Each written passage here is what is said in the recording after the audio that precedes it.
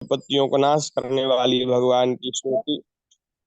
तो भैया, जब मन में कोई शंका, भय, कुछ ऐसी बात आवे, तो समझना, ये मन में निश्चय करना चाहिए कि मैं भगवान की शरण में हूँ। हम भगवान की शरण में हैं। भगवान सब भला करेंगे, भगवान रक्षा करेंगे। भगवान की भगवान की शरण लेने के बाद जीव के सारे विघ्न बाधाएं दूर हो जाती है। विघ्न बाधाएं, समस्याएं, संकट, उपद्रव तभी तक रहते हैं जब जीव भगवान की शरण नहीं लेता। सन्मुख होए जीव मोहि जबहि, जन्म कोटि अघनासहि तबहि। भगवान के सम्मुख होते ही, शरणागत होते ही करोड़ों जन्मों के पाप भी नष्ट हो जाते हैं। और पापों से जो जो बुरे प्रारब्ध हमें भोगने को मिलने वाले थे, वो भी सब नष्ट हो जाते हैं। जब ते लीनी हरि की ओट, हल्के भये भार ते उतरे। हल्के भये भार ते उतरे, डार दई पापन की पोट। जब ते लीनी हरि की ओट, जब से भगवान की शरण ली है, बोले हल्के हो गए। बहुत भार था सिर पर। भार किसका था? भार था महाराज पापों का। भार था अहंकार का। भार था मैं और मेरे का, कि ये मैं हूं, ये मेरा है, सबकी जिम्मेदारी है, सबका कर्तव्य है महाराज। लोगों के ऊपर बड़ा भार रहता है। बोले महाराज आप कह रहे हैं सत्संग करो, हम कैसे सत्संग करें? इतना बड़ा परिवार है, इतना बड़ा कारोबार है, इसको कौन देखेगा? हमको महाराज एक मिनट की फुर्सत नहीं। हम्म। इतना भार लेकर के वो महाराज रहते हैं। बोले हमारे बिना तो कुछ होने वाला नहीं, तो हम कैसे सत्संग में बैठें, कैसे भजन करें, कैसे कथा सुने? तो हम्म। भैया, भगवान की शरण लेते ही जीव हल्का हो जाता है। हल्के भये पाप ते उतरे, सारे पाप छूट गए। और डार दई पापन की पोट।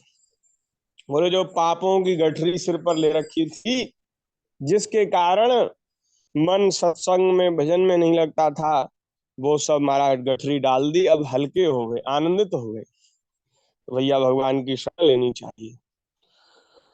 तो बाबा ने निश्चय किया और फिर आगे की यात्रा में लग गए।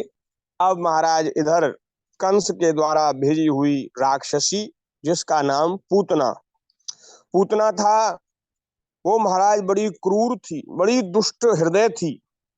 उसका काम क्या था कि वह महाराज छोटे छोटे बच्चों को मारती थी।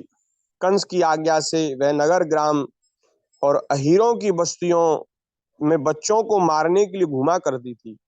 इस समय कंस ने ऐसी आज्ञा दे रखी थी कि छोटे छोटे बच्चों को मारो। अब वो महाराज घूमती फिरती घूमती फिरती वो गोकुल में पहुंची। यहाँ सुखदेव जी महाराज एक बढ़िया बात कह रहे हैं। जहाँ के लोग अपने प्रतिदिन के कामों में राक्षसों के भय को दूर कर भगाने वाले भक्त वत्सल भगवान के नाम, गुण और लीलाओं का श्रवण कीर्तन स्मरण नहीं करते, वहीं ऐसी राक्षसियों का बल चलता है। ये राक्षसी कहाँ अपना प्रभाव दिखाती हैं? बोले जहां भगवान का नाम नहीं है, जहां भगवान के गुणों का कीर्तन नहीं, श्रवण नहीं, स्मरण नहीं, वहां ये राक्षसी, डाकिनी, साकिनी, भूत प्रेत, ये सब वहीं अपना प्रभाव दिखाते हैं। जी। जहां भगवान की कथाएं होती हैं, जहां भगवान का नाम निरंतर गूंजता रहता है भैया, वहां कोई न भूत प्रेत, न आधा व्याधा, न कोई ऐसी राक्षसी, वहां कोई प्रवेश नहीं कर पाता।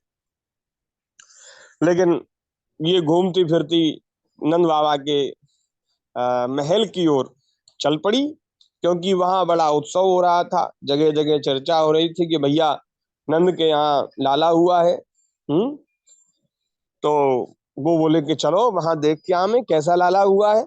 तो उसको देख के क्या हमें उसको समाप्त ही कर दें। तो अपने स्तनों में बड़ा तीक्ष्ण विष लगाकर, जिसकी गंध भी महाराज सहन नहीं होती थी, ऐसा विष लगा करके, अब बढ़िया सुंदर श्रृंगार करके बढ़िया वस्त्र आभूषण पहन के। और ये जो राक्षसियां होती है ना, ये मनचाहा रूप धारण कर लेती हैं। तो वो ऐसा बढ़िया सुंदर रूप बनाया उसने, और वो महाराज बढ़िया हार हमील पहन करके, वस्त्र आभूषण पहन करके, अब महाराज बढ़िया हिरनी की सी चाल से चली आ रही है। जब ब्रज के जो ग्वारिया गोपाल उन्होंने देखा कि देवी कौन आ रही है, उन्होंने विचार किया कि अरे ये सुंदरी तो आज से पहले हमने देखी नहीं, कहाँ से आ रही है, कौन है। तो विचार किया कि लगता है कि साक्षात लक्ष्मी ही अपने पति नारायण को देखने के लिए आ रही है। हमारा कन्हैया नारायण है ना, श्री कृष्ण विष्णु भगवान है, तो जी। उसको देखने के लिए शायद लक्ष्मी उतर के आ रही है, इतनी सुंदर है। आहा, किसी ने उसको रोका नहीं, किसी ने उसका परिचय नहीं पूछा, और वो भीतर प्रवेश कर गई सूतिका गृह में, जहाँ भगवान श्री कृष्ण पालना में पौड़े हैं, वहां वो प्रवेश कर गई। और महाराज उसने भगवान श्री कृष्ण को वो जो सोने का मणियों से जटित जो पालना था, जिसमें भगवान रेशम के गद्दे पर लेटे थे, उनको उठा लिया। और गोपियां भी उसको देख रही, लेकिन सब हतप्रभ रह गई, आश्चर्यचकित रह गई, उससे कोई कुछ पूछ नहीं पाई। और महाराज उसने न इधर देखा न उधर देखा, अपना वक्ष स्थल भगवान श्री कृष्ण के मुख में दे दिया। अच्छा। तो उन्होंने तो गोपियों ने सोचा कि भाई बड़ी ये वात्सल्यमयी मैया है कि आते ही लाला को दूध पिला रही है। लेकिन उन्हें क्या पता था कि ये विष मिला करके लाई है, जी। जहर मिला के लाई है। तो वो जैसे ही दूध पिलाया, तो ठाकुर जी ने नेत्र बंद कर लिए, ऐसा वर्णन है भागवत जी में। हम्म। ठाकुर जी ने थोड़ा नेत्र बंद किए। अब नेत्र बंद क्यों किए, इसका भाव महापुरुषों ने दिया।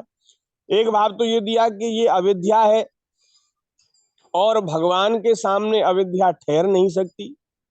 भगवान के सामने जैसी अविद्या आएगी नष्ट हो जाएगी, लेकिन तो आगे की कैसे लीला होगी। तो इसलिए ठाकुर जी ने नेत्र बंद कर लिए कि मेरा सामना इससे न हो और आगे की लीला संपन्न हो जाए। अच्छा, एक भाव ये दिया गया कि भगवान श्री कृष्ण मन में विचार कर रहे हैं कि अरे हम तो ब्रज में आए थे, नंद बाबा के यहाँ आए थे कि यहाँ गैया का दूध पियेंगे, दही खाएंगे, माखन खाएंगे। लेकिन ये राक्षसी तो सबसे पहले हमको विष ही पिलाने आ गई। विष पीने का काम हमारा नहीं है, विष पीने का काम तो हमारे भोले बाबा का है, उनको अभ्यास है विष पीने का। तो चलो भोले बाबा का स्मरण कर लो। शंकर जी का स्मरण किया कि प्रभु आप आओ और ये विष विष आप पी लो, दूध दूध में पी लूंगा। तो ऐसा ठाकुर जी स्मरण करने, ऐसा भाव दिया गया। अब तो महाराज जैसे ही उसने दूध पिलाया भगवान को, तो भगवान ने आ, उसका दूध पीना शुरू कर दिया। ठाकुर जी दूध पीने लगे, और दूध पीते पीते महाराज उसके प्राणों को भी पीने लगे। आहा, महाराज ऐसा भयंकर विष लगा रखा था उसने, जो पच नहीं सकता था किसी को भी। हम्म। लेकिन भगवान के ऊपर उसका क्या प्रभाव हो। भगवान तो दूध पीने लगे खूब प्रेम से, और दूध के साथ साथ प्राण भी पीने लगे। जब पूतना के प्राणों का जो आश्रय भूत है, वो महाराज हृदय फटने लगा। हृदय फटने लगा, प्राण जब निकलते हैं तो बड़ी पीड़ा होती है, और जब प्राण भगवान खींच रहे हैं तो उसको बड़ी पीड़ा हुई, बड़ा कष्ट हुआ। वो चिल्लाने लगी, कहने लगी अरे छोड़ दे छोड़ दे, अरे बस कर बस कर। वो महाराज अपनी पूरी शक्ति लगाकर भगवान को खींचने लगी। लेकिन भगवान ने कहा मौसी जी, हमारा पकड़ने का अभ्यास है, छोड़ने का अभ्यास नहीं है। हम एक बार जिस जीव को पकड़ लेते हैं उसको फिर भव सागर में नहीं छोड़ते, उसको पार लगा देते हैं। तो छोड़ने का काम नहीं है हमारा। बोले तुम्हें पार करके छोड़ेंगे। ठाकुर जी ने नहीं छोड़ा। अब तो महाराज वो कपट भूल गई। ये जो ये जो वेश बनाया जाता है दूसरा, वो कपट करके बनाया जाता है। अब महाराज जब प्राण ही निकलने लगे तो कपट की कौन याद रखे। कपट भूल गई और अपने वास्तविक स्वरूप में प्रकट हो गई। बाहर निकली, भागी, महल में से बाहर निकली। और जैसे ही बाहर आई तो इतनी लंबी चौड़ी महाराज पूतना हो गई, ऐसा लगा कि कोई पर्वत है। और उस काले काले पर्वत पर श्याम वर्ण नील वर्ण भगवान श्री कृष्ण मणि के जैसे लग रहे हैं। तो ऐसा अद्भुत महाराज वो दृश्य था। वो भागने लगी, दौड़ी चिल्लाई, लेकिन भगवान ने उसको नहीं छोड़ा। और महाराज भागते भागते जैसे उसके प्राण शरीर से निकले, वो धड़ाम से पृथ्वी पर गिर गई। और पृथ्वी पर गिरी तो महाराज वहां तमाम वृक्षों को उसने चकनाचूर कर दिया। ऐसा वर्णन है महाराज कि पूतना जो है वो जब गिरी तो 7 कोस के वृक्षों को उसने चकनाचूर कर दिया, इतनी लंबी चौड़ी थी वो महाराज।